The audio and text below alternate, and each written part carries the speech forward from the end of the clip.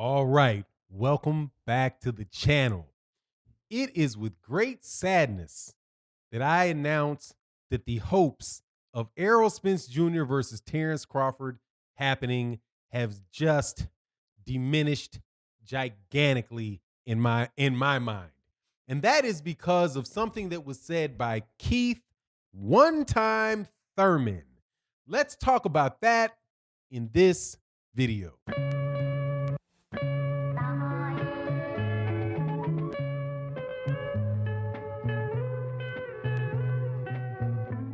All right, welcome back to the channel. So we're going to talk about the welterweight division, the second most marquee weight class in boxing. There is the welterweight division, then there's a heavyweight division, then there's the welterweight division. The two top spots in boxing. And Errol Spence Jr. is set to fight Danny Garcia to defend his IBF belt and his WBC belt against Danny Garcia, who is a former WBC champion and I do believe a unified champion at 140 pounds. All great, like the fight, despite the fact that Errol Spence Jr. got in a car accident and all that stuff. I believe this is going to be a great fight. I'm looking forward to the pay-per-view. It is a really, really good bargain, right? I like it. I support the pay-per-view. I support the fight. But yesterday, Keith Thurman said something, or it was attributed to Keith Thurman. I read news articles, and once somebody says in an article, I'll go look for the video to find it. If I can find it, cool. If I can't, whatever. I'll just tell you that this is something that somebody said, because so much of this media stuff is fake. Like this YouTube video, so much of the YouTube video news that comes out is fake and is really just kind of like, somebody is trying to push a particular fight or whatever. So anyway, Keith Thurman comes out and says that he is going to fight. He believes the fight between he and Errol Spence Jr. is going to take place in 2021. Okay, now, this is why I'm telling you I don't think that this Errol Spence Jr. and Terence Crawford fight is going to happen. And I don't believe that there's really any plans to make it happen. And I think that one or two things are going to happen. Either Errol Spence Jr. is going to get beat. They're going to try to get Errol Spence Jr. is going to get beat. Or just the fight is never going to happen with Terence. And then the fight with Terence Crawford isn't going to happen because Errol Spence Jr. lost. If Errol Spence Jr. gets done with the absolutely ridiculous schedule that is being laid out for him, then, maybe if Errol Spence Jr., after he gets through this, says he wants to do that, then maybe that fight will happen. But, man, that is a lot of maybes. That's a lot of maybes, dude, to get to that. Now, why do I say that makes me believe that this fight's not going to happen? Errol Spence, if you look at the fights that Errol Spence Jr. is fighting, the level of opposition for him since he won that belt has been, somebody can tell me, but please find somebody that has fought that level of tough competition if he gets all the way through what we're saying he's going to do. Think about this. Errol Spence Jr.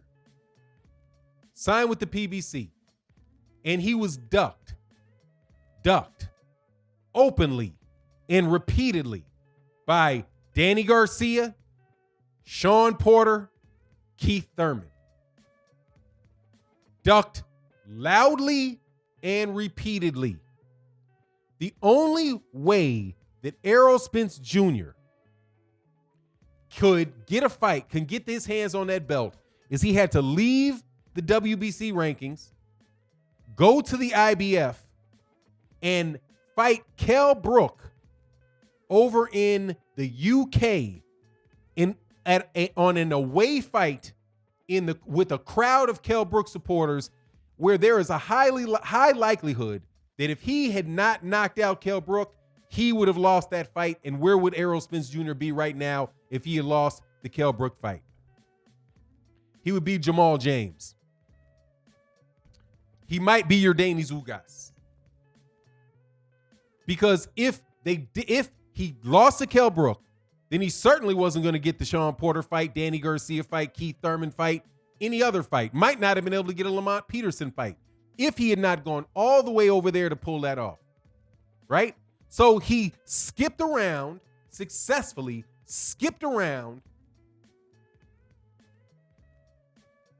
3 guys who all at one point in time have held the WBC belt.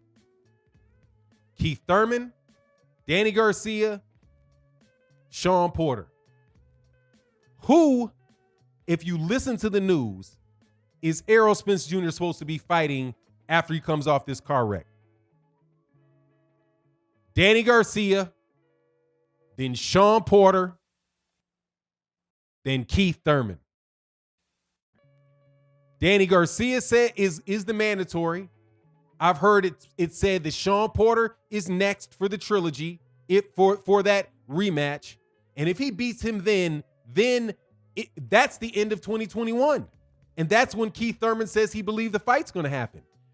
Do you know what a superhuman feat at welterweight it would be to beat back to back to back to back Sean Porter, Danny Garcia, Sean Porter, Keith Thurman?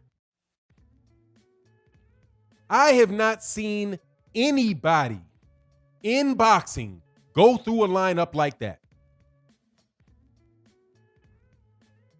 I'm very interested to see if you know anybody that has to beat four welterweight world champions in a row to remain just unified.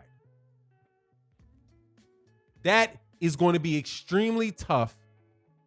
And Errol Spence Jr., I'm sure, and his team feel they are up for the challenge and that they are ready to go.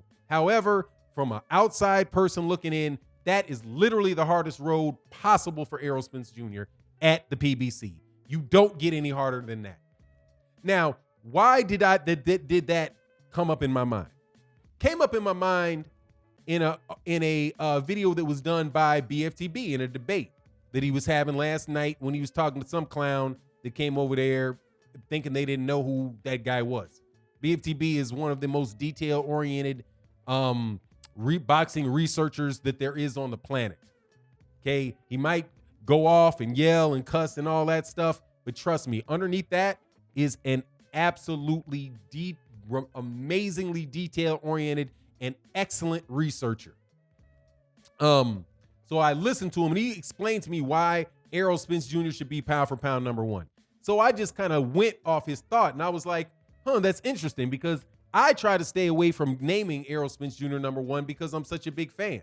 And I know that I am partial to his success and I want him to be successful. So I want to get behind the idea that I know the competition level that he's fighting against. And I wasn't in the beginning of BFTB's argument, I was listening to it because it's not a thought process that I had before. But in listening to it, I was like, wow, this is a crazy heavy schedule. Like, that's a crazy heavy schedule. That is a harder schedule than Floyd Mayweather Jr. had at welterweight. Beating Sean Porter, which he just did, then beating Danny Garcia, then beating Sean Porter, then beating Keith Thurman.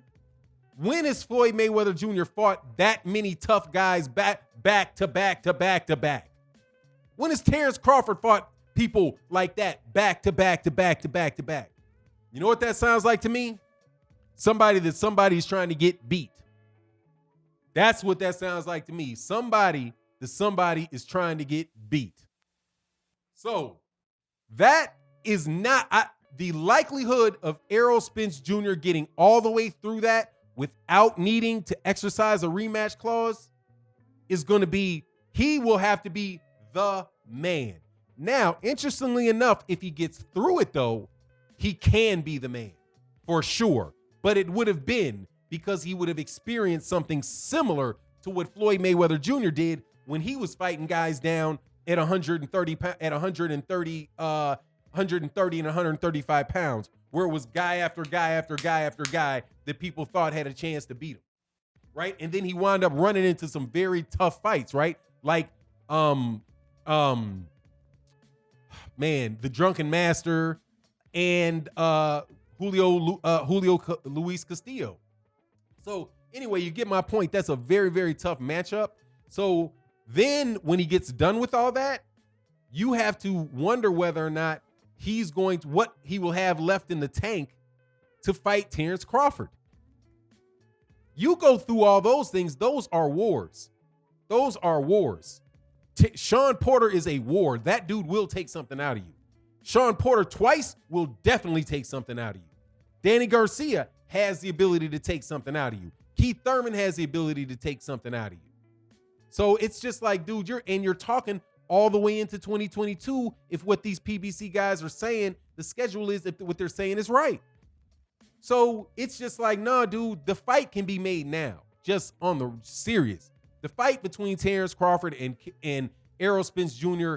could happen now if they wanted to make it happen, because you can't get any bigger than that fight. Not making it is kind of milking it, but for Errol Spence Jr., dude, that is just such a hard slog that he has in front of him in order to be considered the undisputed welterweight champion of the world, which, by the way, is something that the owner of the company that he works for was not able to accomplish. So the idea that somebody like Floyd Mayweather Jr. is going to sit idly by while Errol Spence Jr. becomes the undisputed welterweight champion of the world, something that he could not do, a guy with a reputation for having beat Floyd Mayweather Jr. up in the ring, I don't believe it's going to happen, man. I don't believe the PBC is going to let that fly.